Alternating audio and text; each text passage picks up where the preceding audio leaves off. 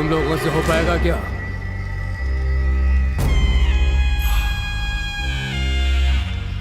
कहां से लेकर आओगी? हमें इन 13 दिनों तक बहुत ही चौकन्ना रहना होगा और बड़ी होशियारी के साथ ये काम करना होगा। अगर जरा भी चूक हुई तो खत्म।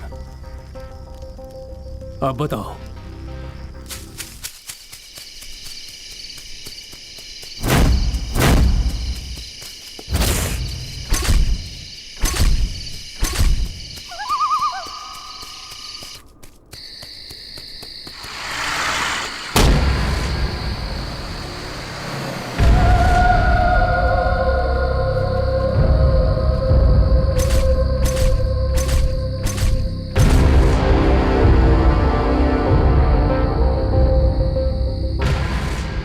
नैनम छिन्दन्ति शस्त्राणि नैनम दहति पावकः।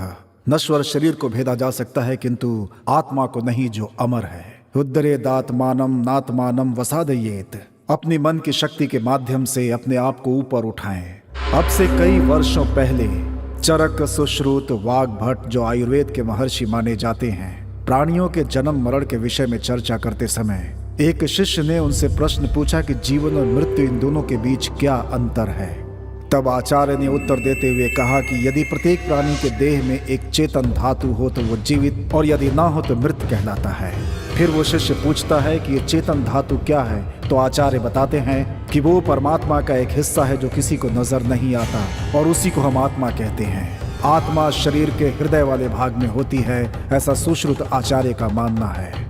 भगवत गीता में श्री कृष्ण कहते हैं, वासांसी जीर्णानि यथा विहाय नवानि गृह्णाति नरो पराणि, तथा शरीरानि विहाय जीर्णानि अन्यानि संयाति नवानि देहि। जिस प्रकार मनुष्य पुराने वस्त्रों का त्याग कर नए वस्त्र धारण करता है, उसी प्रकार आत्मा भी वृद्ध शरीर को त्याग कर नया शरीर धारण करती है। जब आत्मा की मनोकामना पूर्ण होती है तो वो अपने मूल स्थान परमात्मा से मिल जाती है, अर्थात मोक्ष की प्राप्ति होती है। और यदि उनकी मनोकामना पूर्ण नहीं हुई तो वो मृत्यु की अग्नि में जलती रहती है। गरुड़ पुराण के अनुसार आत्मा की संख्या 13 मानी गई है। जैसे कि 13 मिनट आत्मा को शरीर से बाहर आने के लिए 13 मिनट का समय लगता है, 13 घंटे आत्मा अपने शरीर को खोने के कारण 13 घंटे तक तड़पती है। 13 दिन आत्मा अपनी अंतिम इच्छा पूरी करने के लिए अपने सगे संबंधियों के इर्द गिर्द घूमती है। 13 महीने इस समय में आत्मा के पुनर्जन्म की प्रक्रिया शुरू हो जाती है, और 13 साल आत्मा प्रेत आत्मा बनकर सजा भुगतती है।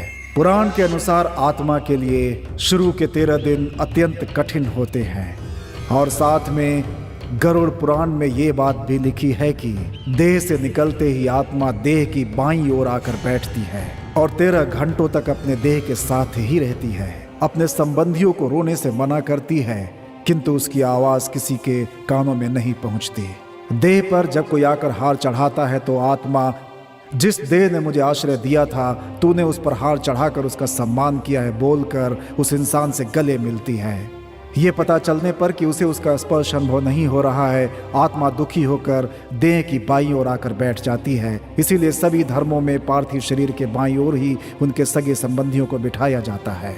देह को घर से ले जाते समय उस दुखी आत्मा के कारण घर वालों पर कोई संकट ना आए, घर में दीप जलाया जाता है, क्योंकि अव्याप्त आत्माओं को रोकने की शक्ति केवल अग्निदेव में होती है। पुराणों के अनुसार वो आत्मा अपनी अंतिम इच्छा बताने के लिए 13 दिनों तक अपने सगे संबंधियों के इर्द गिर्द घूमती रहती है। ऐसी ही एक आत्मा के 13 दिनों के सफर की ये एक कहानी है।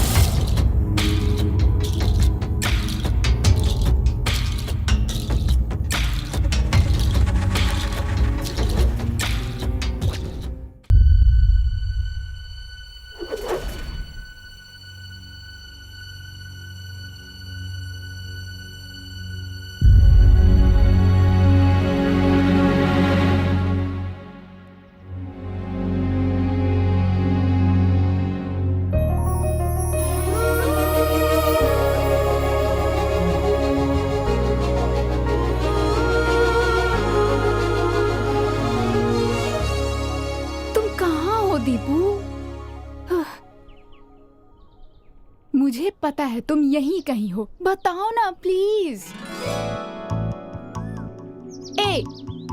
मुझे पता है कि तुम यहीं कहीं छुपे हुए हो। अगर तुम बाहर नहीं आए ना तो मैं यहाँ से वापस चली जाऊंगी। मजाक नहीं कर रही हूँ। हाँ रुक जाओ प्लीज, जाने की बात मत करो जान। अच्छा, जान बोलकर तुम मुझे यहाँ पर इतना इंतजार करवा रहे हो, ये गलत नहीं है क्या? कसम से कहता हूँ गलत है, लेकिन अपने बॉयफ्रेंड को इतनी देर तक इंतजार करवाना ये भी तो गलत है ना। अच्छा, तो इस बात का तुम मुझसे बदला ले रहे हो? नहीं सुची, तुमसे किसी भी बात का बदला लेना या बुरा सोचना मुझसे नहीं होगा। मेरी तो हर धड़कन बस तुम्हारा ही नाम लेती है। लो सुनो, आई love you Suchi. I love you to.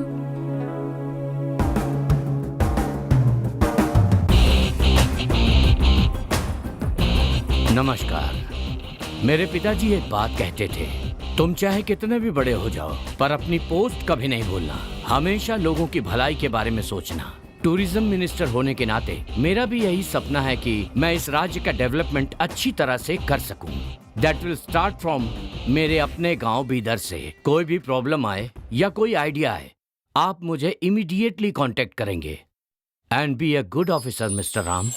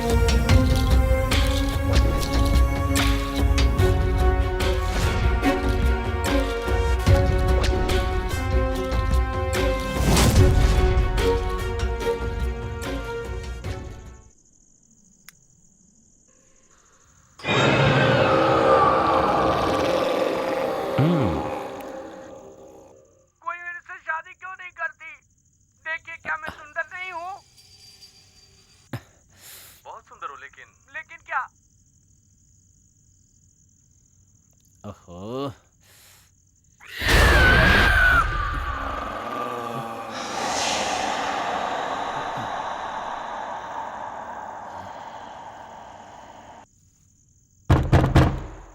कौन है?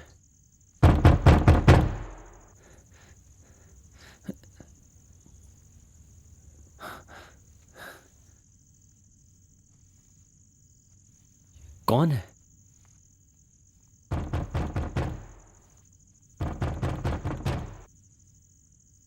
कौन होगा?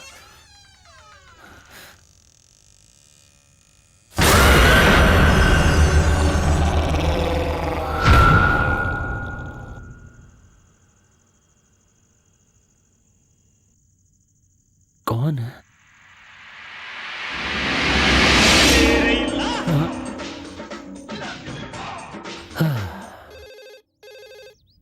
Hello. This is Jai Bhavani Tours and Travels. Yeah. Rishi from AV Developer speaking. Tell me, sir. Our delegate Mr. Ramanujam will arrive to be there today morning. Okay, sir. From Hyderabad at 10:30 Okay. by Mumbai Express. So could you please arrange a vehicle for him? Okay, sure, sir. Can you please send his details, sir? Okay, I'll share the details through email. And please ensure to do the needful. Okay, sir. I'll make it with pleasure. Thank you so much for choosing Jai Bhavani Tours and Travels. Thank you. Thank you, sir.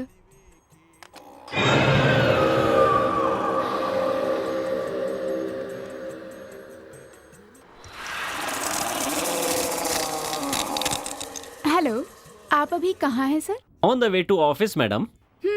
तो एक काम कहिए ना, आपका हुक्म sir, आंखों पर। अब तुम जहाँ भी हो वहाँ से यू टर्न मारकर सीधा रेलवे स्टेशन पहुँचो। ओके, उसके बाद? हैदराबाद से एक रामानुजम नाम का आदमी आ रहा है।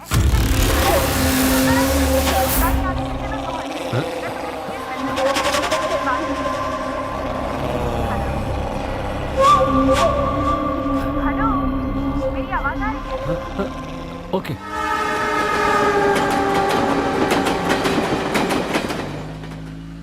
गाड़ी मिली ना सर? हाँ अभी मिली, मैं आ रहा हूँ। वैसे मेरे स्टेटस के हिसाब से बहुत छोटी गाड़ी है, अगर बड़ी गाड़ी होती तो ज्यादा अच्छा होता। It's a very small city, no problem, be on the line. Okay sir. मैं मीटिंग के लिए जा रहा हूँ, तो क्या तुम लोगों ने मुझे कोटेशन भेजा है? जरा इंक्वायरी करो। अभी बता दो सर। Sorry sir. अरे अरे अरे, अबे तू पीकर चला रहा है क्या? थोड़ा ऐसा चलाना यार, मुझे कोई जल्दी नहीं है। जी sir. Hello hello hello hello. हाँ क्या हुआ भाई?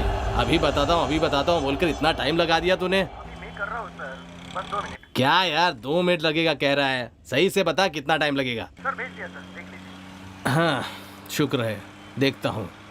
Driver sir. Go fast. Okay sir. ए सुन, थोड़ा एसी हाई कर। ऐसे क्या देख रहा है? एसी बढ़ाने बोल रहा हूँ ना तुझे। एसी फुल है सर।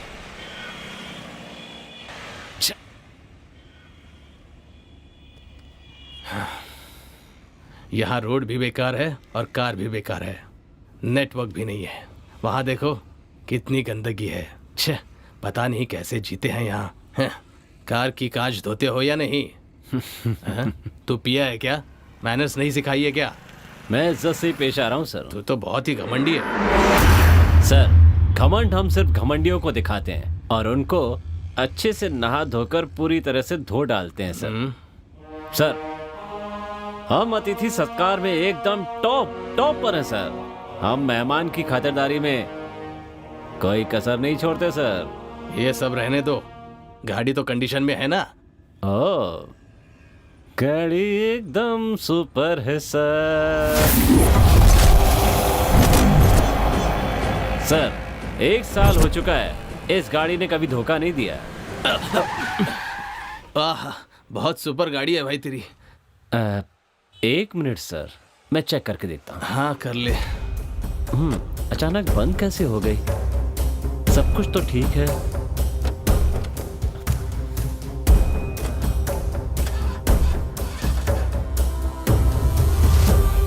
सर, बस 2 मिनट सर, मैं ठीक कर दूंगा। हाँ जल्दी कर।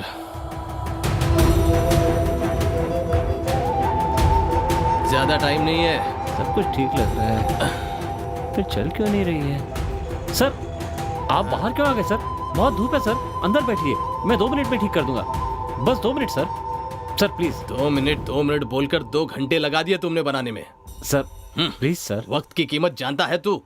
Sir please sir. एक कस्टमर को बिठाने से पहले गाड़ी कैसी है, ठीक है या नहीं, ये पहले चेक करने के बाद फिर लेकर आना चाहिए था। इतनी अकल नहीं है तुझे? इडियट। रुक, तेरे सेठ को फोन लगाता हूँ मैं। सर मेरा काम चला जाएगा sir. Sir please. Imported suit गंदा कर दिया तूने, इडियट।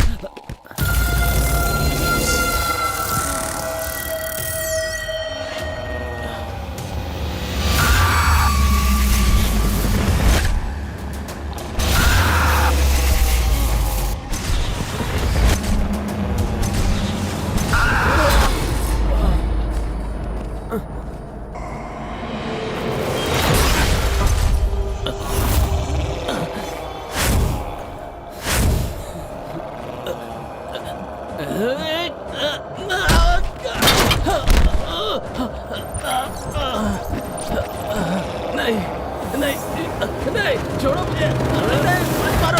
अरे क्या कर रहे हो?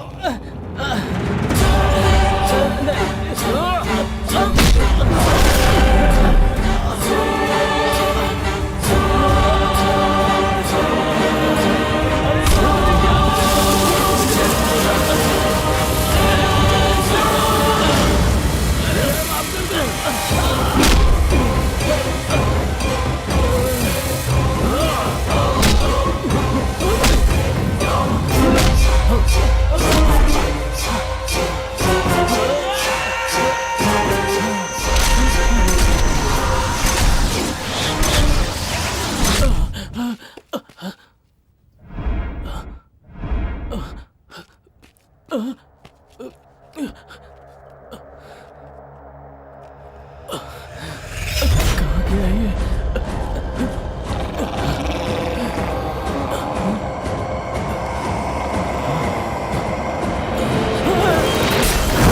क्या हुआ सर?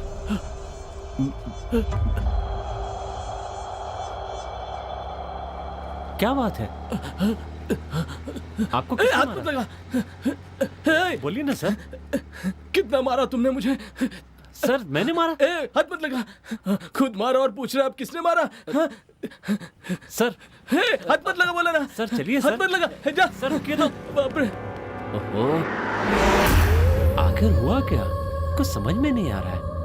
हाँ। तुम यहाँ काम करने आए हो या गुंडागर्दी करने आए हो? हाँ, कस्टमर हमारे लिए भगवान है। Customer is God for the businessman. और तुमने उन्हें मारा? उन्होंने ऐसा क्या किया जो तुमने उन्हें मारा? सर मैंने ऐसा कुछ नहीं किया सर। कुछ नहीं किया मतलब क्या? क्या वो जानबूझकर अपने कपड़े फाड़कर यहाँ तमाशा करने आए थे? तुम्हारे भाई की वजह से मैंने काम पर रखा। जब आए थे तो कैसे थे और अब कैसे हो गए हो? सर वो तुम जाओ यहाँ से, गेट लॉस्ट। जाओ जाओ, दोबारा अपनी शक्ल मत दिखाना। जाओ।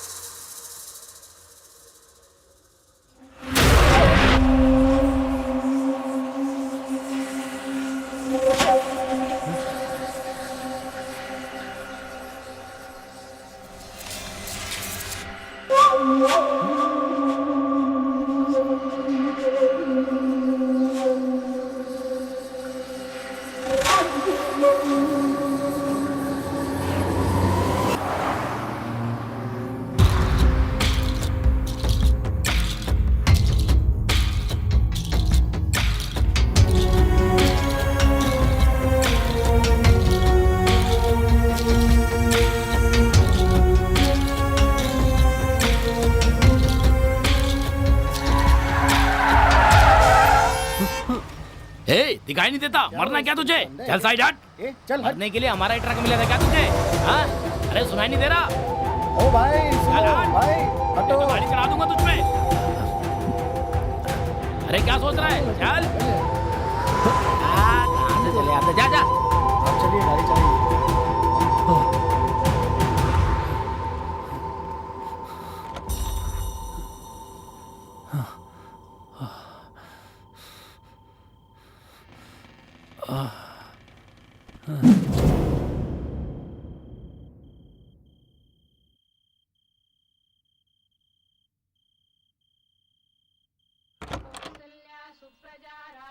मैं जा रही हूँ माँ। सूची, नाश्ता तो करके जाओ बेटा। अरे नहीं माँ, वो अभी तैयार भी नहीं हुआ होगा, आलसियों की तरह सोया पड़ा होगा, और आज तो ऑफिस जल्दी भी पहुँचना है। चलती हूँ माँ। ठीक है, संभल कर जाओ। तुम भी ख्याल रखना। बाय। दीपू,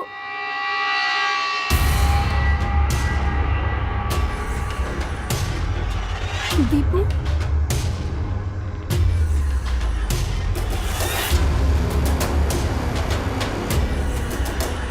अरे क्या हुआ दीपू?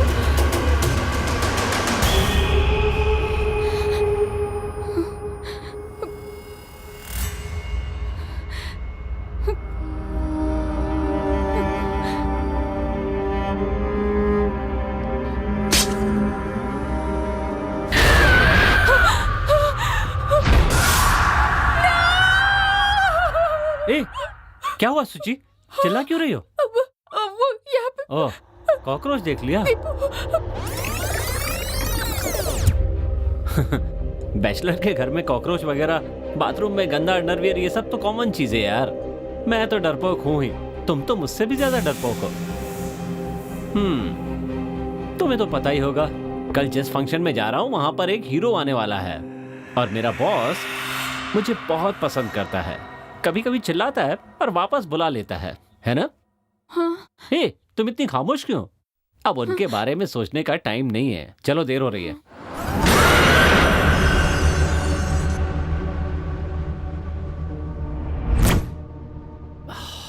आप ग्रेट हैं बॉस, दिन में भी देखने से सबकी हवा निकल जाए ऐसी फिल्म बनाई है। रियली आप एक रियल स्टार हैं बॉस। बोलकर साइलेंट मोड में भी क्या एंट्री दी आपने boss, really super boss. Vibration mode पे कहिए मैडम। हेलो दीपू, कहाँ हो तुम परेशान क्यों हो सुची? मुझे तुमसे अर्जेंटली मिलना है। इतनी सी बात है? 2 मिनट्स, मैं अभी मंदिर के पास पहुंचता हूं, ठीक है?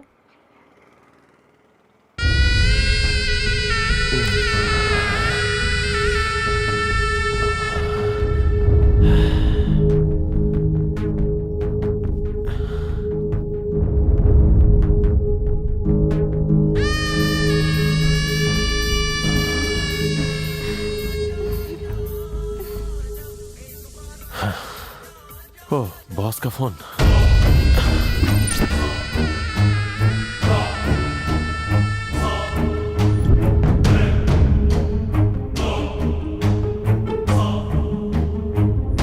ठीक है बॉस। कौन था? अरे तुम्हें इससे क्या मतलब है?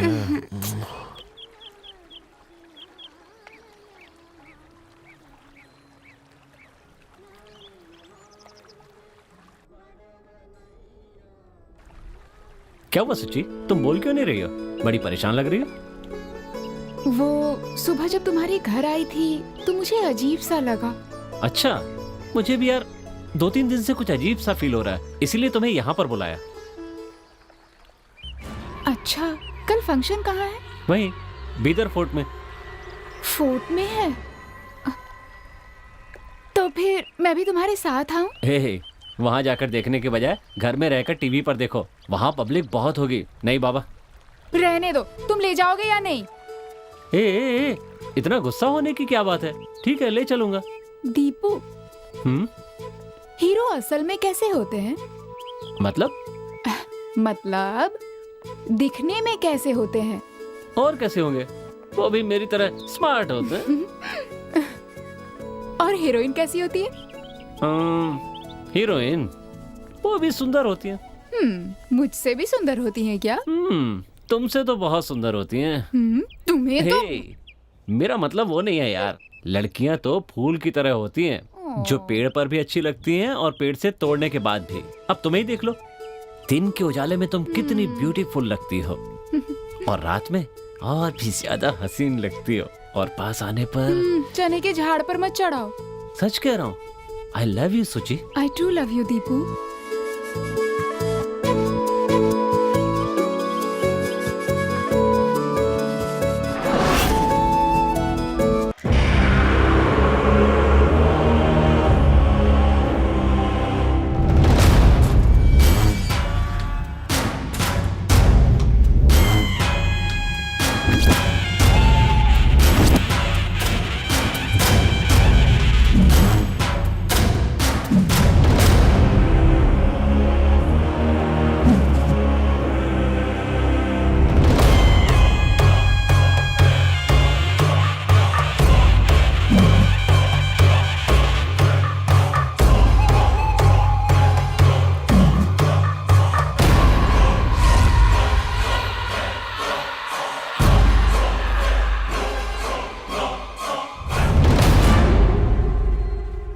सुची, तुम्हारे लिए खाना लेकर आऊं क्या? मैं फंक्शन में खा कर आई हूँ, तुमने खाया? हाँ मैंने खा लिया, लेकिन तुम ऐसे ही मत सोना, एक गिलास दूध पी लेना। ठीक।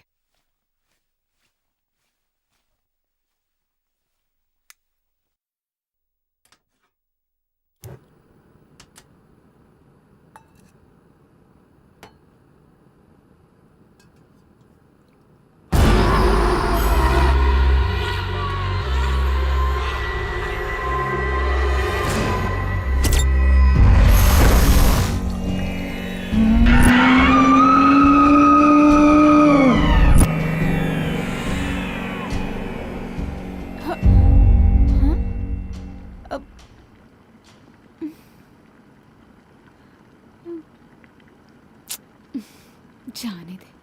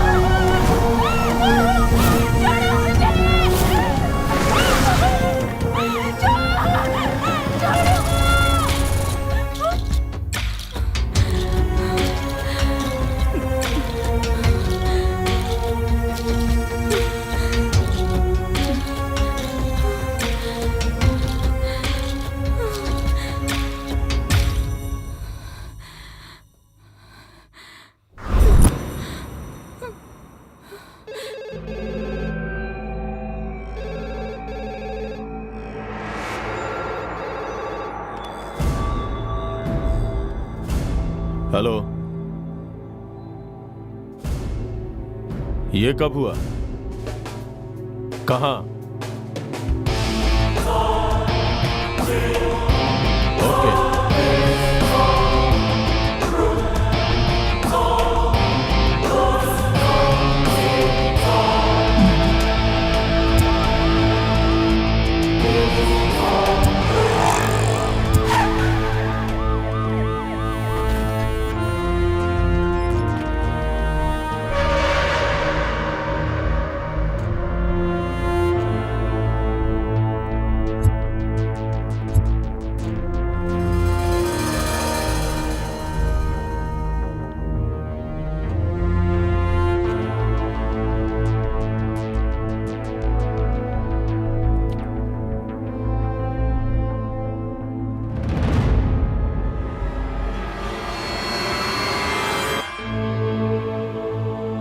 इसने आत्महत्या क्यों की? जिसने मुझे फोन किया था उसे बुलाया क्या? हाँ सर, वो आ गया है। बुलाओ उसे। पवन सर, वो आ गया। नमस्ते सर। बॉडी को पोस्टमार्टम के लिए भेज दो। जी सर। और रिपोर्ट लेके थाने आ जाना। ठीक है सर। और इसका फोन नंबर भी ले लो। Okay sir. इंक्वायरी के लिए इसे बुला लेना। ठीक है सर। आज सुबह रामेश्वरम नाम की एक कॉलोनी में एक व्यक्ति ने खुद को फांसी लगाकर अपनी जान दे दी और बताया जा रहा है कि ये हत्या भी हो सकती है। इस मामले को लेकर पुलिस इंक्वायरी भी शुरू हो गई है और इस जगह की तलाशी भी हो चुकी है। एक पड़ोसी से पूछने पर पता चला है कि वो मरने वाले व्यक्ति का नाम उदय है और वो तरकारी बेचता था। कैमरामैन सुरेश के साथ कार्तिक। खुदा हाफिज पंडित। तुमने खबर सुनी क्या रफीक? हाँ, खबर सुनी मैंने। उसके लिए इतना टेंशन काहे को ले रहे हो तुम? पहले अपना काम निपटाओ। लेकिन रफीक, कल मैंने आगे की बात आगे सोचेंगे। फोन रखता हूँ। खुदा हाफिज। रफीक, रफीक। उसने आत्महत्या क्यों की? सुबह जब मैं ऑफिस जा रही थी ना, तो तुम्हारे घर के पास बहुत भीड़ थी। क्या हुआ था? मेरे घर के पास जो उदय रहता था ना, हाँ। उसने खुद को फांसी लगा के आत्महत्या कर ली। पुलिस वहाँ इंक्वायरी के लिए आई हुई थी, इसीलिए भीड़ जमा हो गई। ओह अच्छा, ऐसा क्या हुआ कि उसने आत्महत्या कर ली? ये तो मुझे भी नहीं पता, लेकिन जब भी मिलता था हाय हेलो करता था। अच्छा, ठीक ही लगता था। मुझे भी समझ में नहीं आ रहा है कि उसने ऐसा क्यों किया होगा। खैर छोड़ो, सबकी अपनी अपनी प्रॉब्लम होती है ना? सुची कहाँ चली गई? सुची, सुची, सुची, सुची,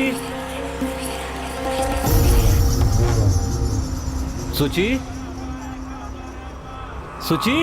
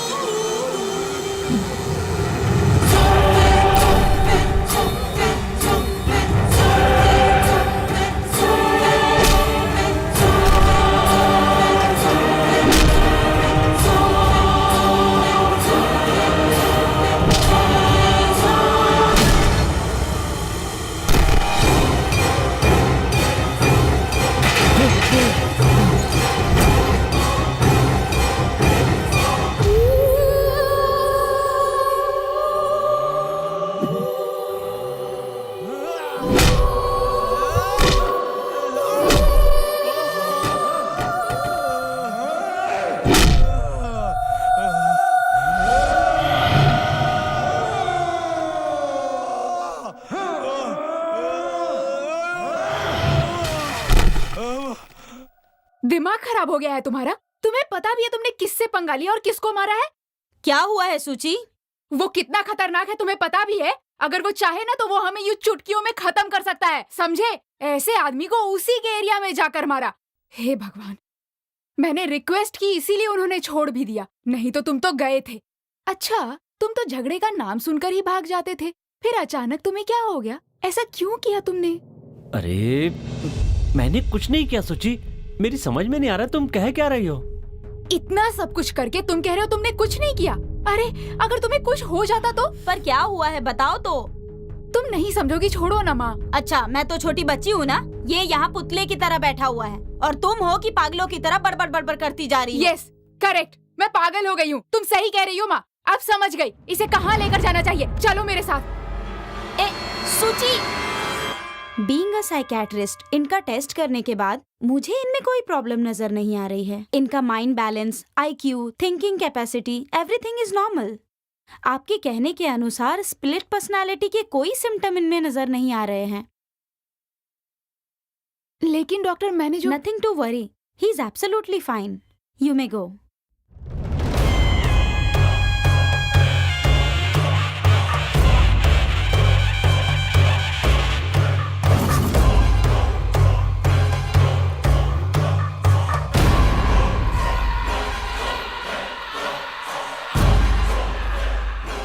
और कितने दिन ऐसे ढूंढते रहेंगे हम लोग? अब उनके दिमाग का दही हो रहा है, जल्दी खोजो सर।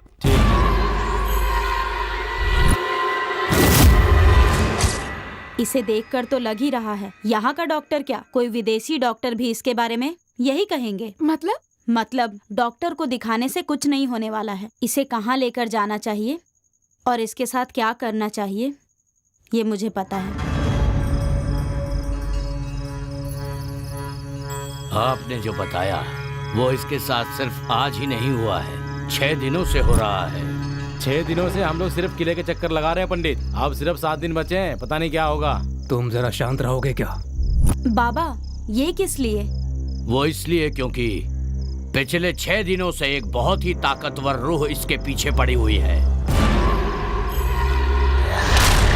और वही इसे सता रही है। उस रूह से कोई तकलीफ तो नहीं होगी? उसे क्या तकलीफ हो सकती है? वो इसके पीछे क्यों पड़ी हुई है? वो इसके साथ ऐसा क्यों कर रही है? ये जानना आसान नहीं है। मिला? नहीं मिला। यहाँ जाऊं?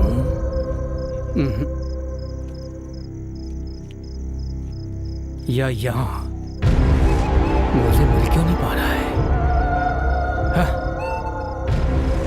हाँ, यहीं कहीं है। सिर्फ यही नहीं, चाहे कहीं भी जाओ उसका राज कभी जान नहीं पाओगे।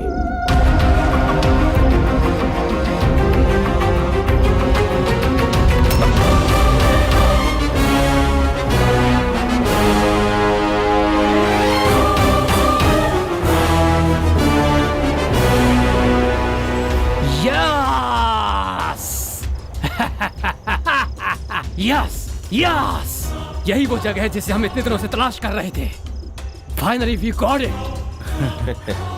6 दिनों से हम लोग जिस जगह को ढूंढ रहे थे आज वो मिल ही गई। इंशाल्लाह। पंडित जी आपने घर दिखाया।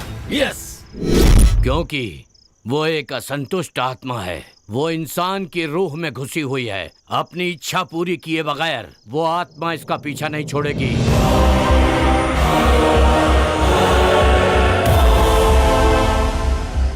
13 दिनों तक वो इसके साथ रहेगी। लेकिन एक बात मैं आपको बताना चाहूंगा, उसके पास अपना काम पूरा करने के लिए 7 दिन बचे हैं। 7 दिन बचे? रफीक, शफी, मुरली, आज शाम को ठीक 7 बजे तुम लोगों को 7वें दिन का काम जो मैंने बताया था वो शुरू कर देना चाहिए। ठीक है सर। हो जाएगा पंडित। हाँ, ये जो 7 दिन है इसके लिए खतरे से खाली नहीं है। 8वें दिन से हम लोग अपने सारे के सारे सपने पूरे कर सकते हैं, जो चाहे कर सकते हैं। बट हमें ये 7 दिन बहुत ही चौकन्ना रहना होगा। लेकिन आपको आगे 7 दिनों तक इसका बहुत ख्याल रखना पड़ेगा।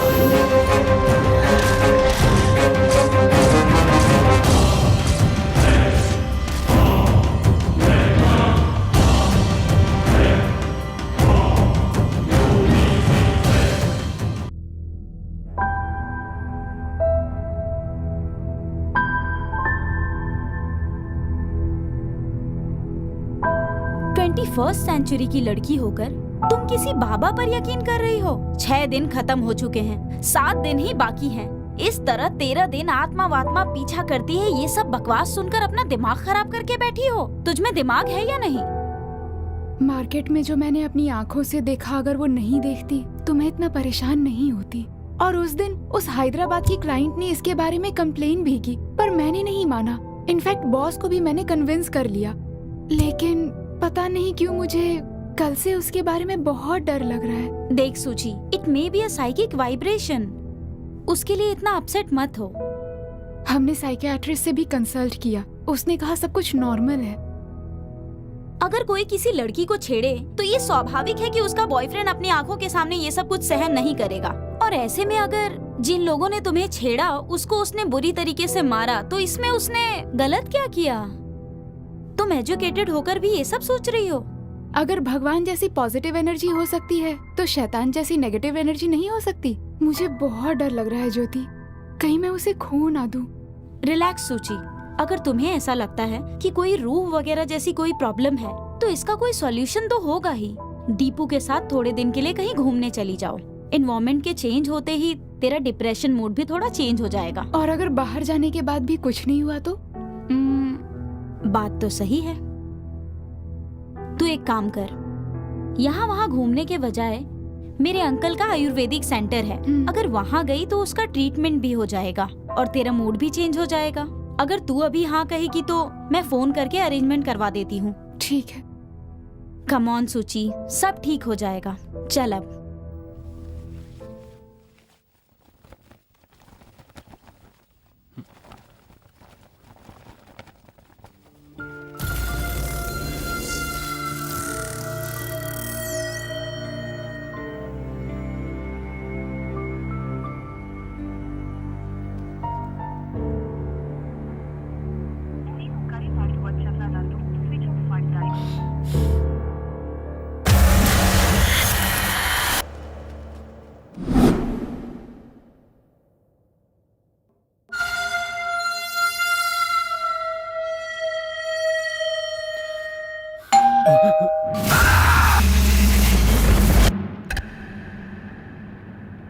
तुम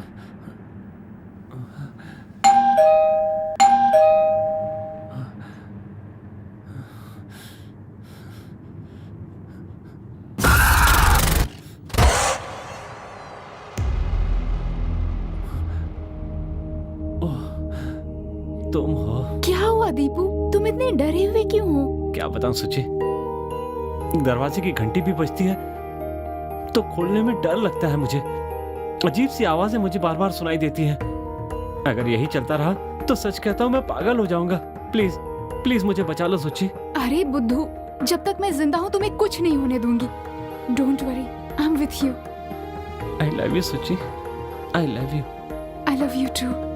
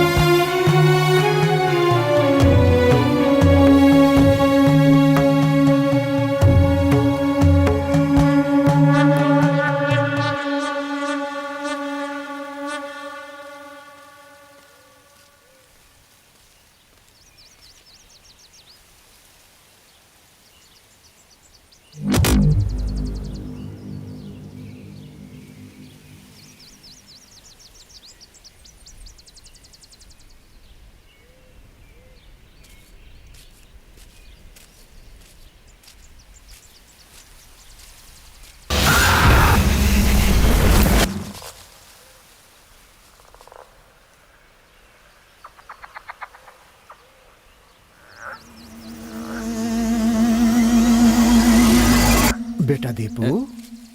नमस्ते गुरुजी। नमस्ते बेटा दीपू। तुम्हें रात को कोई डरावना भयानक सपना आता है क्या? और फिर उस सपने में तुम्हें कोई बुला रहा है, ऐसा महसूस होता है क्या? ऐसे सपने तो नहीं आते सर, लेकिन क्या? हकीकत में ये चीजें मेरे साथ हो रही हैं सर।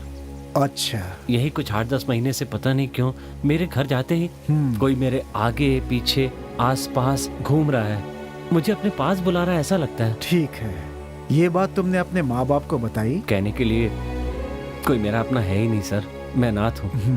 ओ माफ करना मुझे। माँ बाप तो नहीं है, लेकिन मेरा एक बहुत अच्छा फ्रेंड है जिसने मुझे हमेशा एक भाई की तरह संभाला है। उसे बता सकता था पर वो 10 दिन पहले चेन्नई गया हुआ है। ठीक है, बढ़िया। क्या तुम्हें प्रेत, भूत, आत्मा, पुनर्जन्म, इन चीजों में विश्वास है क्या? सर वो ठीक है, चलो मेरे साथ।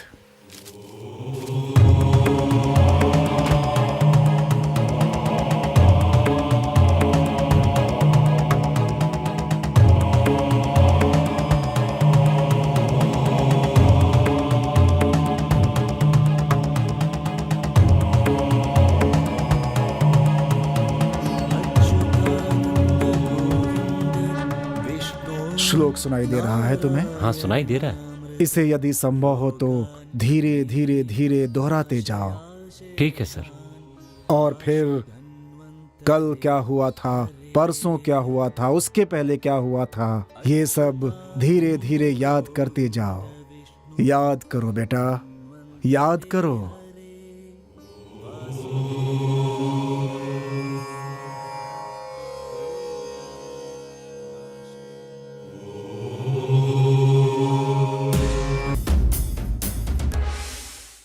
बीदर के नवाब का काम लाजवाब है। बस आपकी दुआ है भाईजान।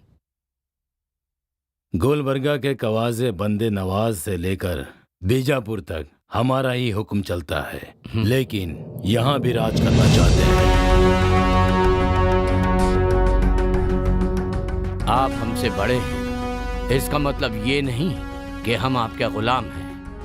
मेरे कहने का मतलब गुलामी नहीं है। बस कह दिया ना, शहंशाह अब आगे एक लफ्ज भी नहीं सुनेंगे। गुस्ताखी माफ हो जनाब। बीदर शहंशाह की आन है, शान है। अगर यहाँ किसी ने कदम भी रखा ना तो उसे चीर के रख देंगे, क्योंकि यह किला शहंशाह की जान है। और इस तरह से हैदराबाद प्रांत के नवाब और बीदर प्रांत के नवाब दोनों रिश्ते में सगे भाई होने के बावजूद अधिकार के लोभ ने उनके बीच एक बहुत बड़ी दीवार खड़ी कर दी। एक साधारण सेनापति ने मुझसे ऐसी बात की ये सोचकर हैदराबाद के नवाब को अपमान महसूस होता है और वो अपने राज्य में लौट जाते हैं। इस सेनापति की खुददारी देखकर बीदर के नवाब को खुशी तो बहुत होती है, लेकिन एक तरफ संबंध और दूसरी तरफ अधिकार, इन बंधनों में बंधकर दोनों भाई परेशान। से गुलामी नहीं, बल्कि तुझे मारकर सुल्तान बनकर दिखाऊंगा। और वहां हैदराबाद के नवाब अपने अपमान का बदला लेने की कोशिश में लगा रहता है और साथ ही साथ बीदर पर कब्जा करने का मंसूबा बनाता रहता है। और इधर बीदर के नवाब औरंगाबाद के सफर के दौरान एक सुंदर सी कन्या को देखकर मोहित हो जाते हैं। उसकी 7 पत्नियां होने के बावजूद मैं इस लड़की से शादी करूंगा, ऐसा संदेश उसके माँ बाप को भिजवाते हैं। ये हसीना हमारी अगली बेगम है। राजा के आदेश का उल्लंघन करने की हिम्मत लड़की के माँ बाप में नहीं थी, इसलिए वह ना चाहते हुए भी अपनी सुंदर कन्या का विवाह राजा के साथ कर देते हैं, क्योंकि ये उनके लिए एक गर्व की भी बात थी। वो कन्या नवाब के साथ बीदर के लिए निकल पड़ती है और बीदर की प्रजा बड़े धूमधाम से इन दोनों का स्वागत।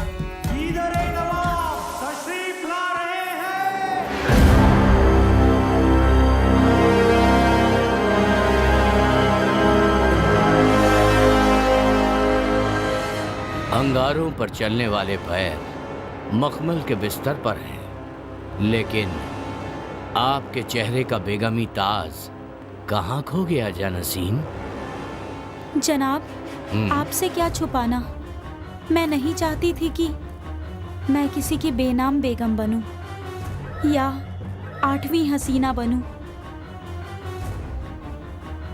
मैं तो अपने दिल में पनाह देने वाले एक दिलदार को चाहती थी। बस माफ कीजिए जनाब। आप हमारी बेगम तो हैं, लेकिन उससे पहले आप यहाँ की रियाया हैं और लोगों के साथ जबरदस्ती करना हमारे इस जिस्म में जब तक जान है तब तक तो ये मुमकिन नहीं। आपने ये सोच भी कैसे लिया कि हम आपके साथ जबरदस्ती कर सकते हैं हसीना?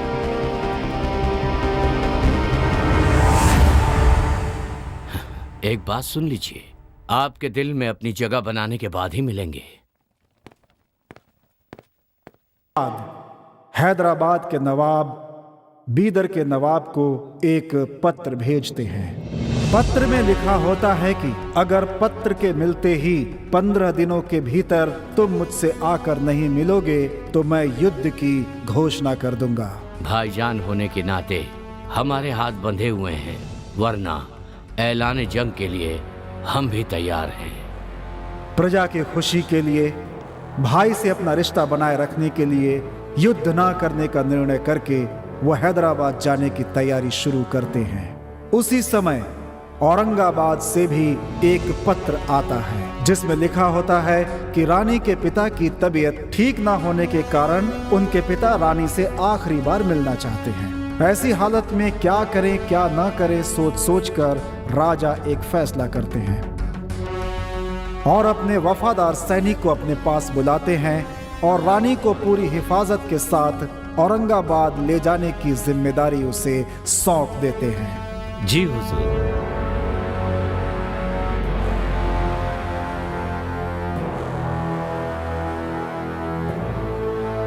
या खुदा, ये किस इम्तिहान में फंसा दिया है तूने। शहंशाह से ये बात मैं कैसे बयां करूं कि उनकी रानी मुझे चाहती है। अपने शहंशाह के भरोसे की कीमत मैं कैसे चुकाऊं, और शहंशाह के हुक्म को मैं मना भी नहीं कर सकता। हाँ, यही ठीक होगा।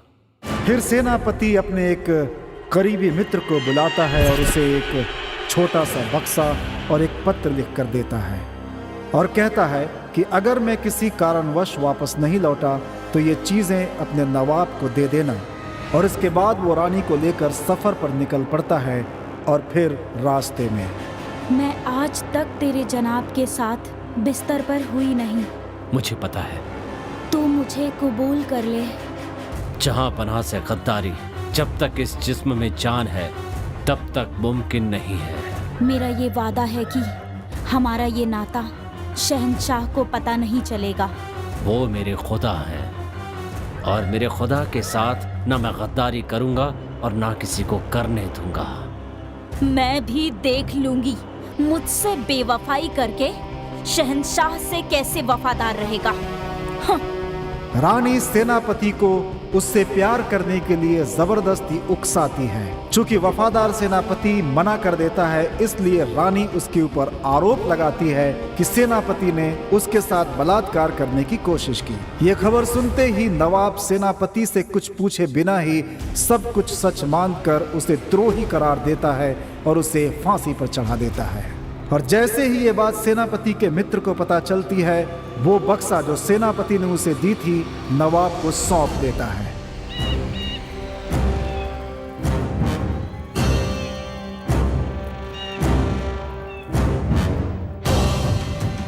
ऐ मेरे खुदा, मुझे माफ करना। अगर आप एक इशारा करते कि 100 लोगों से लड़कर आ, तो मैं खुशी खुशी चला जाता। अपनी जान की बाजी लगाकर मैं दुश्मनों को मार गिराता या उनके हाथों आपकी खातिर अपनी जान दे देता। मगर आपने एक बहुत मुश्किल काम सौंपा। आपकी बेगम को मेरे साथ भेज दिया।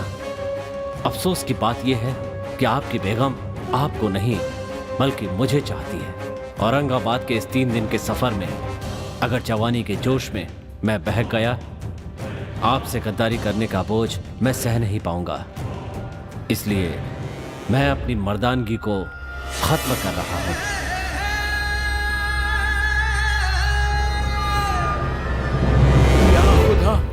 ये कैसी गलती हो गई मुझसे।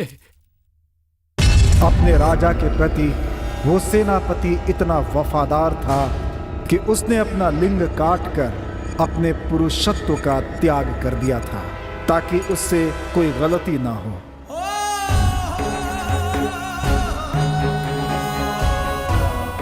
नवाब को जब इस सच्चाई का पता चलता है तो नवाब क्रोध में आकर रानी को भी फांसी पर चढ़ा देते हैं। लेकिन रानी की मौत से भी नवाब को तसल्ली नहीं मिलती। एक फरेबी औरत की वजह से अपने उस वफादार सेनापति को खोने के गम में वो टूट से जाते हैं। अगर पुनर्जन्म जैसी कोई चीज है तो उस जन्म में मैं अपनी जान की बाजी लगाकर तुम्हारी रक्षा करूंगा, ऐसी दुआ वो नवाब ऊपर वाले से मांगते हैं। और इन सारे फसाद की जड़ और कोई नहीं बल्कि हैदराबाद का नवाब था। औरंगाबाद से मैंने ही एक हसीन लड़की को तेरे पास भेजा। एक ही तीर से 2 शिकार किए और तुझे और तेरे सेनापति को खत्म कर दिया। तेरे ही हाथों से उसे फांसी का फंदा पहना दिया। उस दिन उसकी आवाज बीदर के किले में गूंज रही थी ना, अब मेरी हंसी की आवाज पूरा बीदर सुनेगा।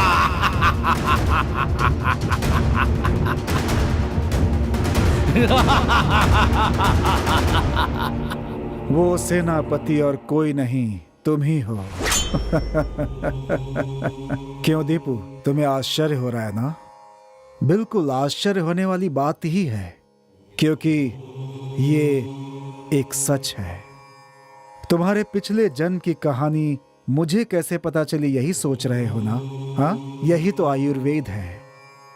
ये कोई सामान्य वस्तु नहीं है, बहुत ही पुरानी, बहुत ही पवित्र जीवन का विज्ञान है। जब मैं तुमसे पहली बार मिला तभी मैंने तुम्हारी समस्याओं के बारे में सोचना शुरू कर दिया था।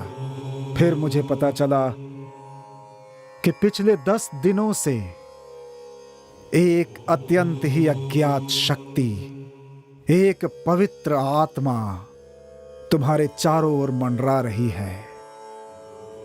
मंत्रों के उच्चारण से उस आत्मा से मैं संपर्क करने की कोशिश करता रहा। हाँ, मुझे सफलता मिल गई। इस प्रयोग से मुझे जो पता चला है कि जो तुम्हारा पीछा कर रही है वो राजा की आत्मा है। पिछले जन्म में निर्दोष होने के बावजूद तुम्हें फांसी पर चढ़ाने की जो उसने भूल की, उसकी वजह से वो पश्चाताप की आग में जल रहा है और प्रायश्चित के लिए ही इस जन्म में तुम्हारा पीछा कर रहा है।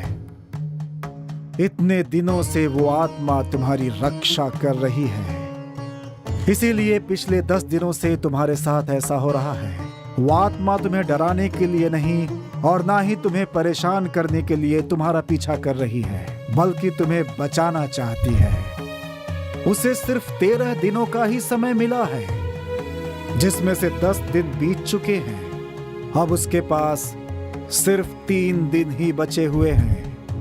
तुम्हारे ऊपर जब भी किसी प्रकार का संकट आ रहा है, वो हर बार अपने तरीके से बचाने की कोशिश कर रही है। अब तुम्हें खतरा किससे है, वो तुम्हें कैसे बचा रही है, ये सब मैं नहीं जानता, लेकिन वो आत्मा तुम्हें कुछ बताना चाहती है, लेकिन तुम उससे डर रहे हो, इसीलिए वो चुप है। अगर वो प्रेत आत्मा होती तो तुम्हारे साथ कठोरता से पेश आती, या फिर तुम्हें जिन लोगों से खतरा है वो उनके ऊपर हमला करती। लेकिन ये एक पवित्र आत्मा है, लगभग परमात्मा का ही रूप। वो किसी का बुरा चाह ही नहीं सकती, वो तो हमेशा सबका भला ही चाहती है, लेकिन सबका सीधा उसके साथ संबंध बनना संभव नहीं है। साधारण व्यक्ति तो उसके बारे में सोच ही नहीं सकता, क्योंकि जानते हो, साधारण व्यक्ति की बुद्धि उसके पास तक पहुंच ही नहीं सकती सच्चे लोगों के सिवा। समझ गए? 3, 8, 8, 5, 13 पुष्य। हाँ, आज से तीसरे दिन शाम को, पुष्य नक्षत्र शाम को ठीक 7 बजे अगर उससे बात करने का प्रयास करेंगे तो वो भी तुम्हारे साथ बात करने का प्रयास करेगी। ये कुल 13 मिनट का समय होता है। अगर तुम्हारे ऊपर कोई संकट मंडरा रहा है तो वो तुम्हें उसे बचाने की कोशिश करेगी। सच कह रहा हूं, अगर अब भी तुमने उसे जवाब नहीं दिया तो तुम्हारी मदद कोई नहीं कर सकता, समझे? डरो मत, हिम्मत से काम लो, उसकी भावनाओं को समझो, वो तुम्हारी मदद करना चाहती है। चलो बहादुर बच्चे, चलो।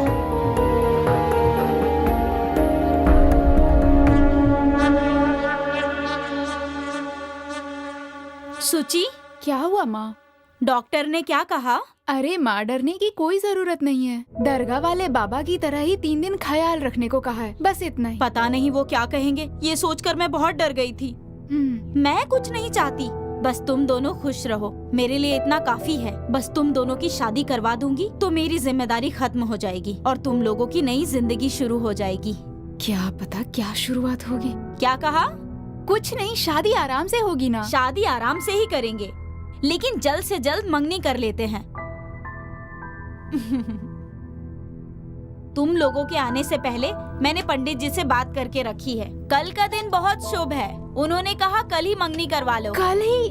अरे इतनी भी क्या जल्दी है माँ? बेटा ये सब मैं नहीं जानती, मैं जो कह रही हूँ वो करो। हमेशा तुम्हारी ही जिद नहीं चलेगी। कल का दिन ही शुभ है ऐसा उन्होंने कहा है। उनका कहना है कल अगर मंगनी हुई तो शादी के बाद भी तुम दोनों सुखी रहोगे। ये लो। लेकिन माँ, लेकिन वेकिन कुछ नहीं सुनने वाली, कल हर हाल में मंगनी होकर रहेगी, बस। तुम्हारा क्या कहना है दीपू? हाँ।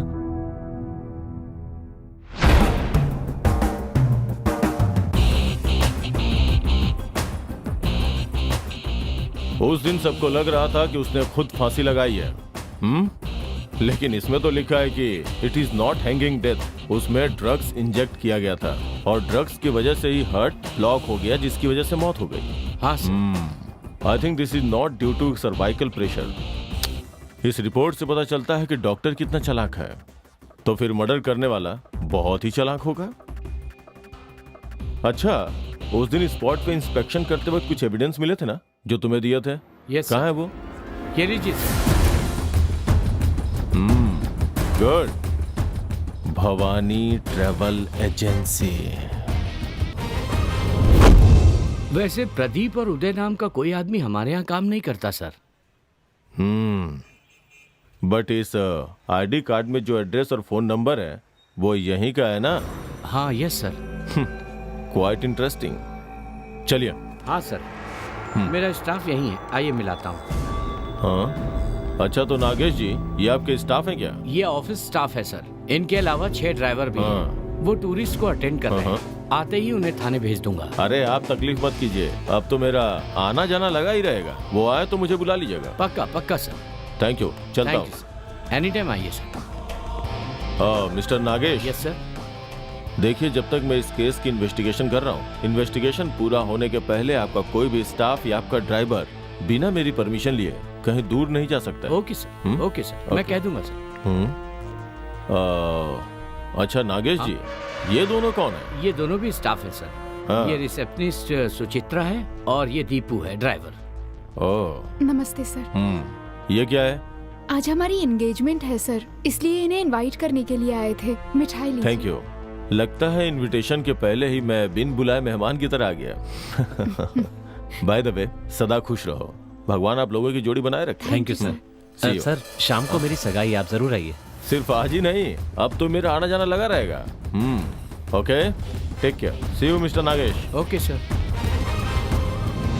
सर एक सवाल पूछना चाहता हूँ मैं। हाँ। जहाँ पर मर्डर हुआ है और हमें जो आईडी कार्ड मिला वो इस ट्रैवल एजेंसी का, ये तो कंफर्म हो गया है ना सर? तो अपने स्टाइल से जांच पड़ताल शुरू कीजिए सर। आप ऐसा क्यों नहीं कर रहे हैं? मेरी तो समझ में नहीं आ रहा है। अगर तुम्हें समझ में आ जाता तो हाँ सर। मेरी जगह पे तुम होते ना, और तेरी जगह पे मैं होता। देख, खूनी ने पहले खून किया, उसके बाद इसे आत्महत्या का रूप देने के लिए लाश को फांसी से लटका दिया। और सबसे खास बात, उसने बिना सोचे समझे ये मर्डर नहीं किया। उसने बहुत होशियारी से नस में एयर इंजेक्ट करके बहुत ही चालाकी से मर्डर किया है। मेरी नजर में वो खूनी बहुत ही चालाक है, इसलिए उसने हमें डाइवर्ट करने के लिए उसका वो आईडी कार्ड उसने उस जगह पे फेंका ताकि वो हमें मिल जाए। इस तरह के केस अक्सर कॉम्प्लिकेटेड होते हैं, लेकिन कोई बात नहीं। लगता है उसे उल्टे रास्ते पे चलने में मजा आता है। मैं भी उल्टे रास्ते पे चल के उसकी गर्दन दबोच लूंगा।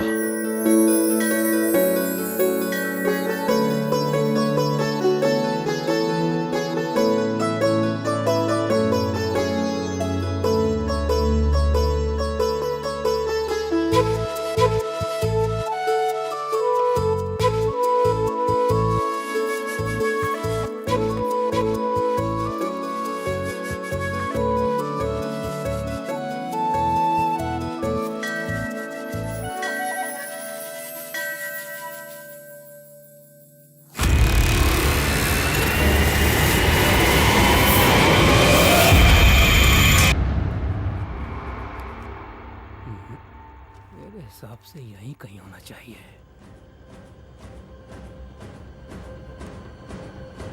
यहाँ से इस जगह पर आते हैं तो इस जगह पर ही होगा।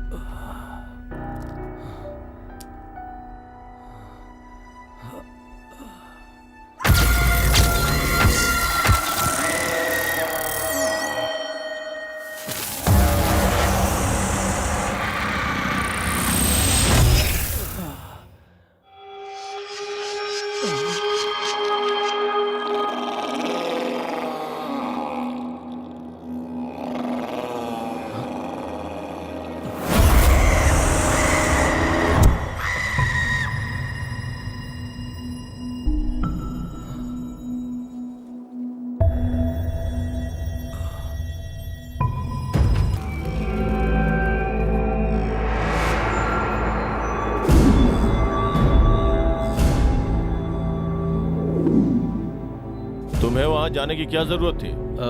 क्योंकि वो हमारे बार का रेगुलर कस्टमर था सर, और उस दिन फर्स्ट टाइम नहीं, उससे पहले भी कई बार ड्रिंक्स मंगवाया था सर उन्होंने, और सुबह जाकर मैं उनसे पैसे कलेक्ट करता था। उस दिन भी गया था सर। अच्छा, ये बताओ, रात को जब तुम ड्रिंक्स लेकर गए थे तब वो घर पे अकेला था क्या? हाँ, एक आदमी और था सर। उसे पहले कभी देखा था क्या? नहीं सर, पहले तो कभी नहीं देखा, लेकिन अब मैं उसे पहचान सकता हूँ सर। हाँ, गुड। उसके घर के पास कोई मेडिकल स्टोर है क्या? मेन रोड के पास एक है सर। ओके, तुम नीचे जाओ, मैं आता हूँ। Okay sir.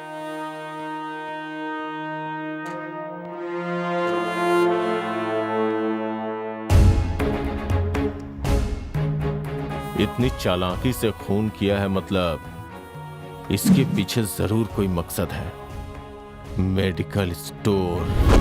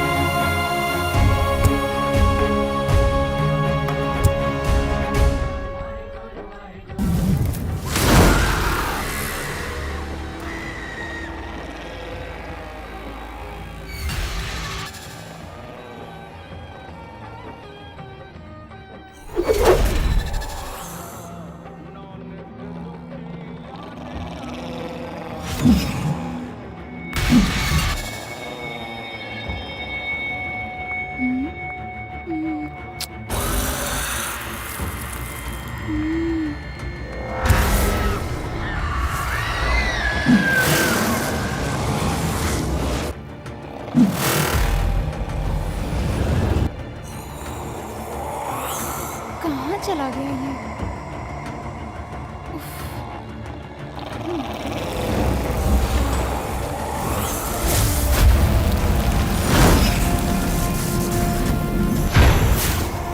कहाँ ढूंढूं?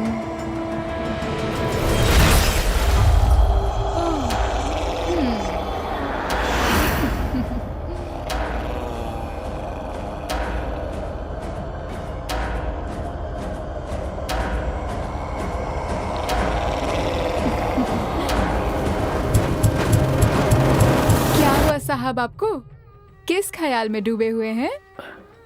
नहीं, कुछ नहीं। उस डॉक्टर ने जो कहा, अगर वो सच हुआ तो? उसके लिए इतना सोचने की क्या जरूरत है? जो होना है वो हो कर रहेगा। तुम बेकार में टेंशन मत लो। लेकिन वो... लेकिन मुझे नहीं सुनना। मैंने कहा ना, कल से सब कुछ ठीक हो जाएगा। हम पहले जैसे ही रहेंगे। अब मैं तुम्हारी एक नहीं सुनूंगी। कल शाम को मैं 5 बजे आऊंगी। तुम तैयार रहना। मैं तुम्हें एक नई जगह लेके जाने वाली हूँ। ठीक है।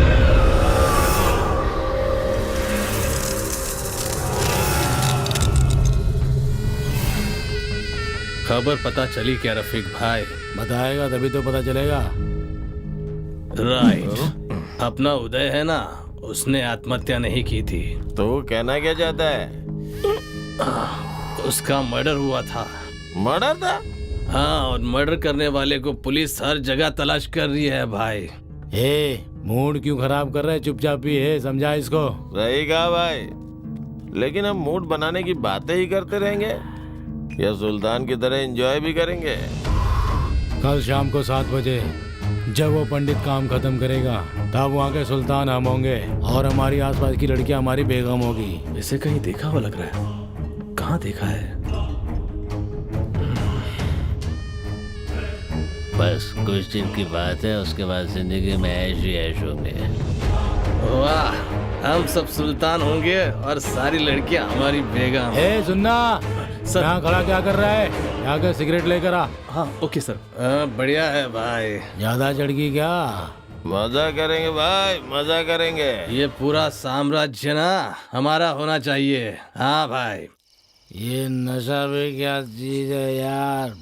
जी करता है बस पीता रहूं। नशा कभी उतरे ही ना। हट जाओ भाई। चुप कर। क्यों बजा रहा है तो इतनी तेज? भाई साहब, क्या है? थोड़ी देर के लिए गाड़ी हटा लीजिए ना, मैं निकल जाऊंगा यहाँ से। नहीं जाने दिया तो? रोड तेरे बाप का है क्या? तो क्या मैं ऐसा बोलूं भाई? आरटीओ ऑफिसर, ये बस अपना पुराना यार है। तेरे को तो उसी दिन मार देने वाला था, लेकिन तेरी किस्मत सही थी। क्या बोलूं बेटा, अगर तुझे मारा ना तो मेरा ही लॉस होगा। इसलिए छोड़ दिया। क्या रे, ये तेरी लवर है क्या? वाह, ये तो डांसर है। इधर आओ। क्या बाबा है। ये देखो हमारी रात की रानी इधर बैठी है। क्या लग रही है यार। हेलो हेलो हेलो, ये सब क्या हो रहा है भाई? पहले सीधे तो खड़े हो जाओ। ज्यादा जाना मत बन, इसे छोड़ और दफा हो जा। चल, बिहार में मिलेगा तू, समझा? कस्टमर को ऐसे समय में छोड़कर चले जाना ठीक नहीं होता भाई, वो भी एक लेडी कस्टमर को ऐसी सुनसान जगह पे। आप ये ठीक नहीं कर रहे हैं भाई। है? ओ कबूतर, इतनी झाड़पट्टी क्यों दिखा रहा है? ये तेरी लवर है क्या? अरे ये बार डांसर है, समझा? जब वो बार में डांस करती है तो बार डांसर होती है, लेकिन अभी मेरी कस्टमर है। हम इतने शरीफ नहीं है जो तेरी बात सुन के चुपचाप चले जाएंगे। अबे फिल्म के हीरो की तरह डायलॉग क्यों मार रहा है बे? चल निकल यहाँ से, जाने मत। अरे बाहर आओ। मेरे पास पता ना। नहीं पता मेरे पास।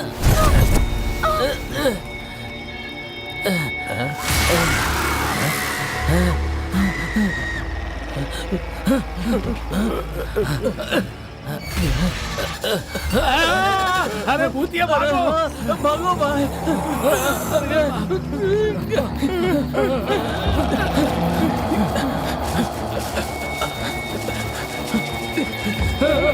अरे भागो भाई, क्या कर रहे हो? उठो भाई, चलो बचाओ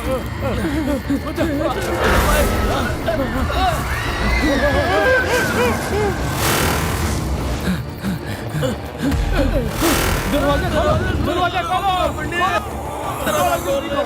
बचाओ। बंद करो। क्या हुआ, क्या हुआ?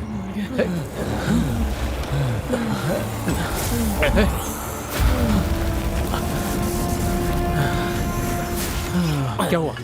शफी, मुरली, रफीक, क्या हुआ? पहले दरवाजा बंद करो, दरवाजा बंद करो। बंद करो। बंद कर दिया है, पहले ये बताओ क्या हुआ? वो कोई पीछे से आकर मेरे को मारा। फिर गला दबाने लगा। किसी तरह जान बचाकर मैं भाग कर आया। तुम कैसे भी करके मुझे बचा लो पंडित। मुझे मालूम था कि ऐसा जरूर कुछ होगा। जानते हो क्यों? हम जो महान काम करने जा रहे हैं वो दिन कल है, भूल तो नहीं गए तुम लोग? मतलब कल 13वां दिन है, याद है ना? स्वाभाविक है, हमें अपने रास्ते से भटकाने के लिए कोई हमारे साथ ये सब कर रहा है। इनफैक्ट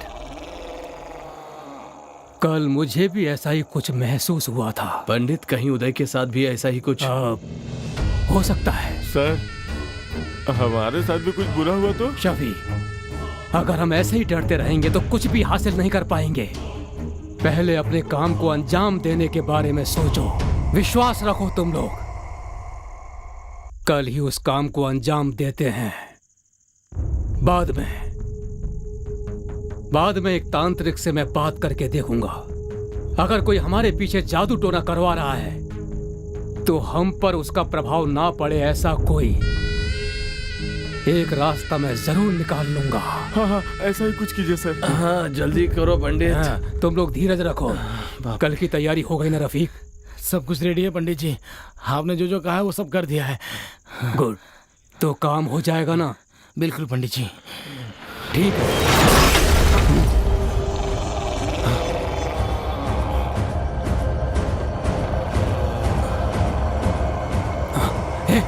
डरो मत, कूल रहो, कूल।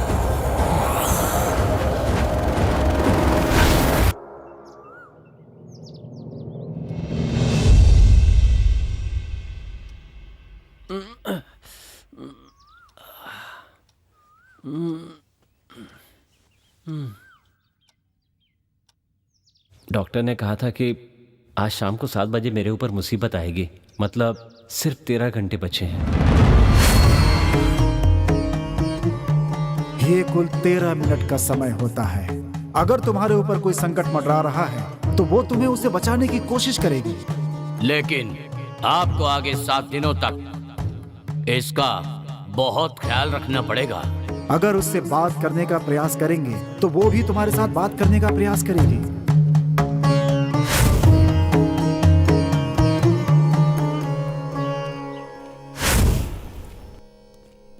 नमस्ते सर। अरे पवन, क्या हुआ आज इतनी सुबह सुबह? सर उस दिन रात को उदय के साथ जो आदमी था ना, वो कल रात हमारे बार में आया था सर। आपको मैंने उस वक्त फोन भी किया था, पर आपका फोन नहीं लग रहा था सर। अच्छा, हो सकता है नेटवर्क की प्रॉब्लम रही हो। सर ये देखिए, मैंने उसकी फोटो ली है। गुड। वो कुछ बड़ी चीज की प्लानिंग कर रहे थे सर। इसके साथ और 2 लोग थे। आज रात को किले में कुछ काम खत्म करने की बात कर रहे थे सर। मतलब यहीं आसपास में रहते हैं वो? हाँ सर। दोबारा तो मैं फिर बुलाऊंगा, आ जाना। जरूर सर। ठीक है, थैंक यू।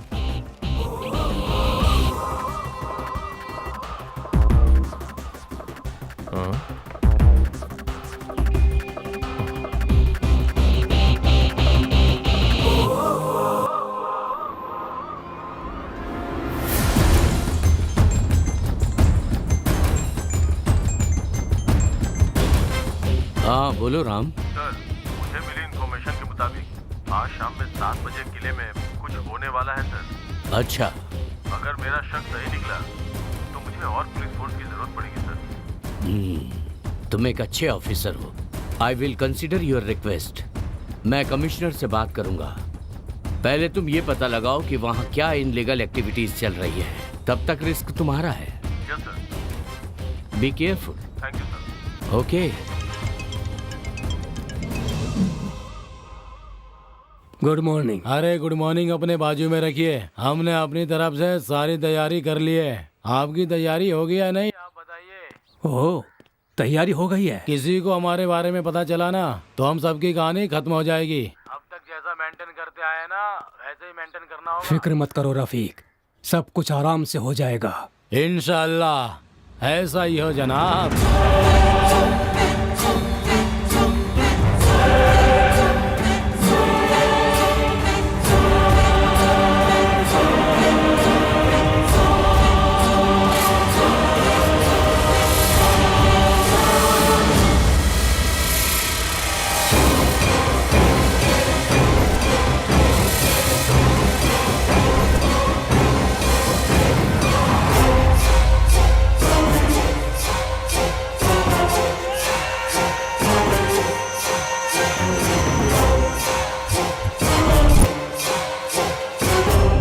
यही वो किला है। इस पुराने किले के सिर्फ 2 ही एंट्रेंस हैं। अगर हम उसे ब्लॉक करके कवर करेंगे तो वो जरूर फंसेंगे। थक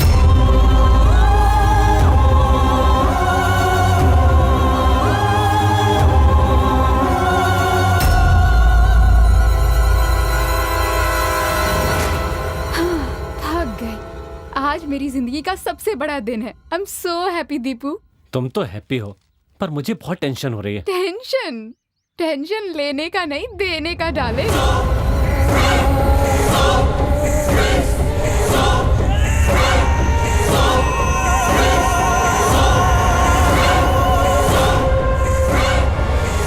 सब ठीक हो जाएगा। चलो चलते हैं।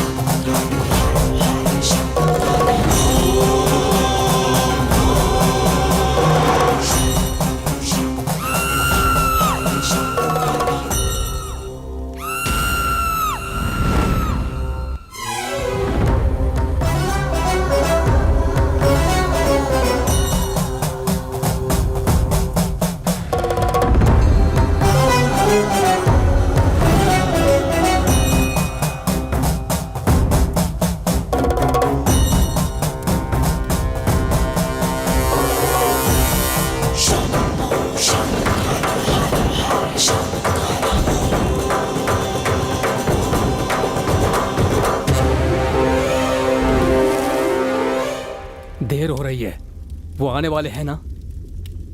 हाँ वो पक्का आएंगे सर। ऐसा मौका फिर से नहीं मिलने वाला।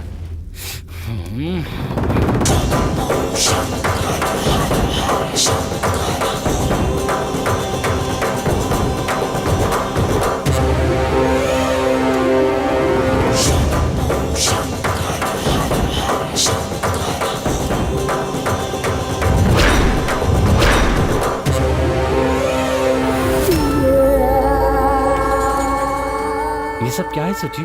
मुझे यहाँ पर क्यों लेकर आई हो? सब पता चल जाएगा।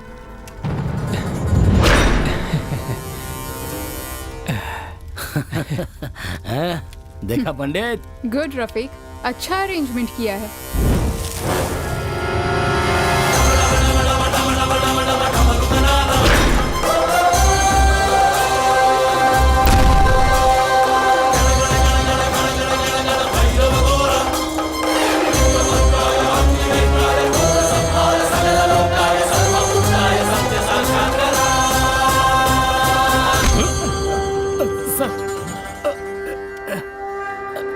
क्या हो रहा है यहाँ पे? सर मेरे दोस्त के शरीर से भूत भगा रहे हैं सर। ओ, तू उसका भूत भगा रहा है? मैं तेरा भूत भगाऊंगा। मैंने क्या किया सर? क्या किया है? ये भूत क्या नहीं किया है सब पता चलेगा। सर वो क्या है ना कि ये पूजा उसी के लिए चल रही है। चुप! बिना किसी सबूत के कोई बात नहीं करता ये राम गोपाल राव। पता उदय कौन है ये तू अच्छी तरह जानता है ना? वो जो आत्महत्या करके मरा, मैं उसे जानता हूँ सर। झूठ मत बोल। मैं झूठ नहीं बोल रहा हूँ सर। वो मेरे भाई जैसा था सर। बोलो ना पंडित जी। वो क्या बोलेंगे? तूने ही उसका खून किया, उसे फांसी से लटकाया और फिर आत्महत्या बोल के अफवाह फैला दी। तूने उसे क्यों मारा सीधी तरह से बता दे। कुछ नहीं किया। अगर सच नहीं बताया तो यहीं पे इनकाउंटर कर दूंगा। सर बताता हूँ सर। बोल।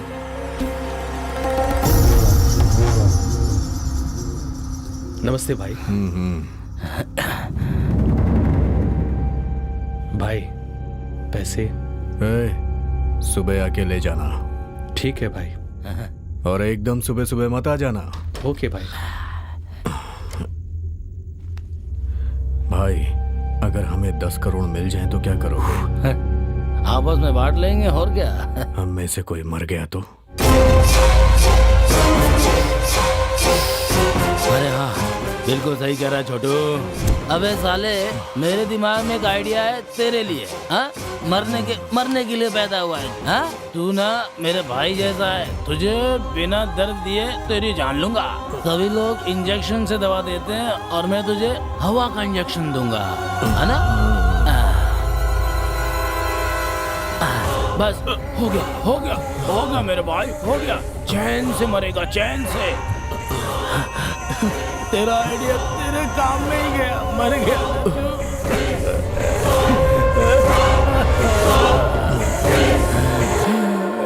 इतनी कम उम्र में ही आत्महत्या कर दी तूने।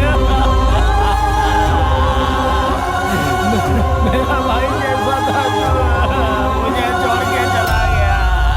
अब मैं किसके साथ दारू पीऊंगा? नस में एयर इंजेक्ट करता है, बहुत बड़ा डॉक्टर है क्या?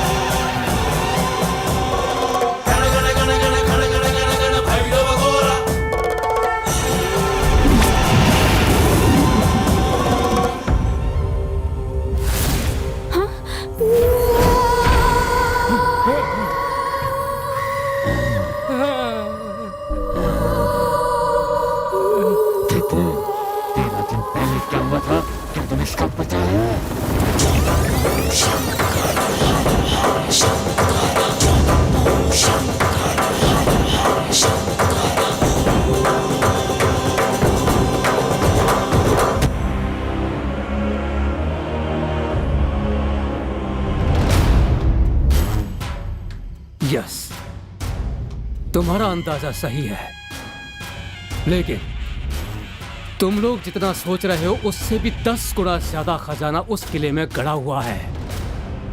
16वीं शताब्दी में निजामों ने बड़ी चालाकी के साथ अपना सारा खजाना बहुत ही सुरक्षा से इस किले के नीचे गाड़ दिया था।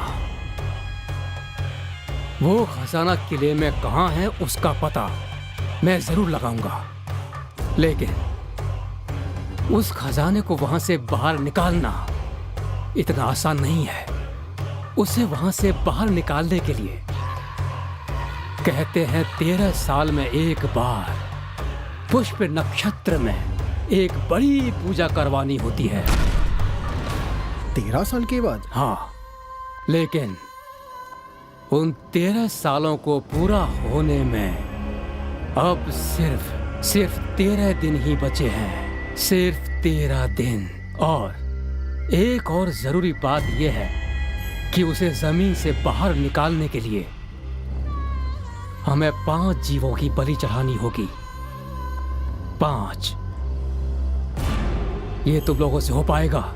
अरे पंडित, थोड़े से पैसे के लिए अपने माँ बाप को भी बेचकर खाने वाले लोग हैं हम। अगर बोरी भर के सोना मिलेगा तो हम कुछ भी करने के लिए तैयार हैं। आगे का डिटेल बताओ तुम। अरे ये काम इतना आसान नहीं है रफीक, इसमें हमारी जान भी जा सकती है। पैसे से दुनिया चलती है पंडित, काम कोई भी हो चलेगा। तो ठीक है, आज से ठीक 13 दिनों के बाद ठीक 7 बजे हम लोगों को पूजा शुरू करवानी होगी और हमें बलि चढ़ानी होगी। पानी में रहने वाले जीव की बलि, भूमि पर रहने वाले एक जीव की बलि और आकाश में उड़ने वाले एक जीव की भी बलि। इन सभी जीवों की बलि हमें देनी होगी। Last but not in the list, पुष्प नक्षत्र में जन्म हुआ। हमारे पूजा के समय तक एक ऐसा नर जो हमेशा से ब्रह्मचर्य का पालन करता हो, ऐसे मनुष्य की बलि चढ़ानी होगी।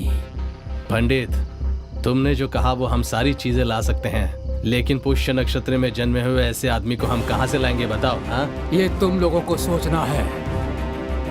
इन सबसे भी जरूरी है पुष्प नक्षत्र में जन्मा हुआ आदमी। अब बोलो, क्या तुम लोग ये काम कर सकते हो? हाँ, हो जाएगा। उस ब्रह्मचारी लड़के को मैं लेकर आऊंगी, बाकी का इंतजाम तुम लोग कर लेना। तुम लाओगी? किसे लाओगी और कैसे लेकर आओगी तुम? वो लड़का है ना दीपू, जो कि मेरे प्यार में पागल हुआ पड़ा है, उसे लेकर आऊंगी। इसकी जिम्मेदारी मैं लेती हूँ। उस लड़की के बारे में बताने के लिए मैं दीपू के पास दौड़ा चला रहा था।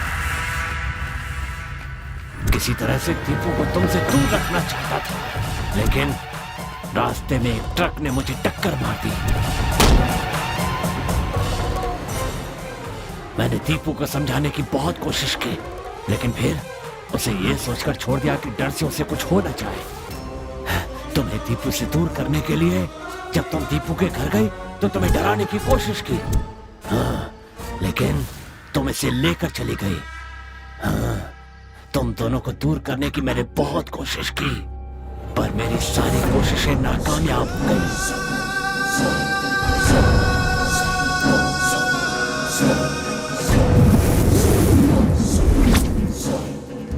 तुम ड्रामा कर रहे हो या सच कह रहे हो ये मैं नहीं जानती, बट यस, मैं तुम्हारी बलि चढ़ाने के लिए यहाँ लेकर आई हूँ। इतना ही नहीं, इतने दिनों तक तुमसे प्यार का नाटक तुम्हें यहाँ लाने के लिए ही किया मैंने। तुम्हें लगा तुमसे प्यार करती थी। ऐसा पता है क्यों किया? क्योंकि मुझे मेहनत नहीं, शॉर्टकट से पैसे कमाने थे। अगर पैसे होंगे ना तो तेरे जैसे हजारों बॉयफ्रेंड मिल जाएंगे मुझे। मेरे लिए पैसा ही सब कुछ क्यों है तुम्हें पता है? क्योंकि पैसों की वजह से मेरी फैमिली बर्बाद हो गई। कर्जदारों का कर्ज न चुका पाने की वजह से मेरे पिताजी ने आत्महत्या कर ली। उन्होंने ये तक नहीं सोचा कि उनकी 2 छोटी बेटियां हैं। अब कैसे रहेंगे हम लोग? क्या किया ये आपने? उसी दिन मैंने डिसाइड कर लिया कि कुछ भी करूंगी, पर लाइफ में बहुत सारा पैसा कमा कर रहूंगी। और तभी मुझे इस किले के खजाने के बारे में पता चला। जल्द से जल्द अमीर बनने का मुझे यही एक रास्ता नजर आया, लेकिन इतने बड़े किले में खजाना कहाँ है ये मुझे नहीं पता था। इस बात का पता करने के लिए मैं इस पंडित और आर्कियोलॉजिस्ट से मिली। बाकी कामों के लिए मैंने रफीक, शफी और मुरली से कांटेक्ट किया। हम हर रोज इस किले में आते थे, पर फिर भी हमें पता नहीं चला कि खजाना कहाँ है। उस दिन जब हम मार्केट में कुछ जरूरी बात कर रहे थे, तब तुम बीच में आ गए और तुम्हारी मारपीट और गुस्सा देखकर मैं बहुत डर गई थी। मुझे कुछ ना हो इसलिए तुम्हारा आयुर्वेदिक ट्रीटमेंट करवाया। इतना ही नहीं, मुझे तुम पसंद नहीं थे, फिर भी मैंने तुम्हारे साथ एंगेजमेंट की। खजाना मिलने के बाद उसके ज्यादा हिस्से ना करने पड़े, ये सोचकर मैंने टीम के एक एक आदमी को मारने का प्लान बनाया और उसके लिए रफीक को सुपारी दी। खून तुमने किया है इस बात का शक पुलिस को तुम पर हो। मैंने इसका भी प्लान बनाया पर हो नहीं पाया। अरे पंडित जी, आप अपनी पूजा शुरू करिए ना।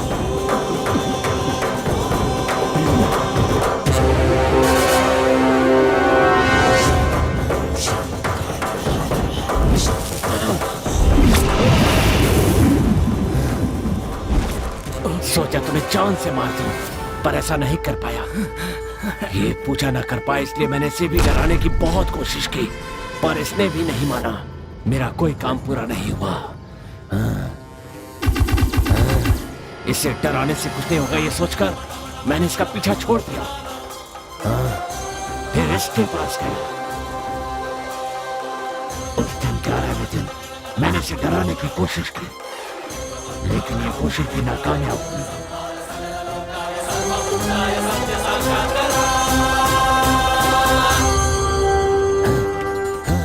फिर आखिरी में मैं इन लोगों के पास गया।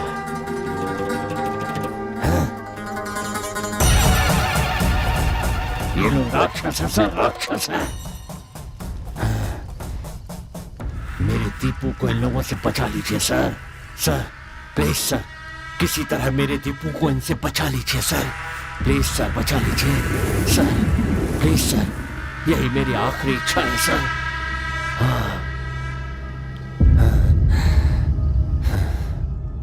एक ऐतिहासिक स्मारक में खजाना है, ऐसी गलत बात फैलाकर इस काम को अंजाम देने के लिए और ये साजिश रचने के लिए, यानी एक इंसान का खून करने की कोशिश करने के जुर्म में नारायण पंडित और उनके चारों साथियों को ये अदालत आईपीसी सेक्शन 320 बी के तहत उम्र कैद की सजा सुनाती है। The court is dismissed. जब आत्मा की मनोकामना पूर्ण होती है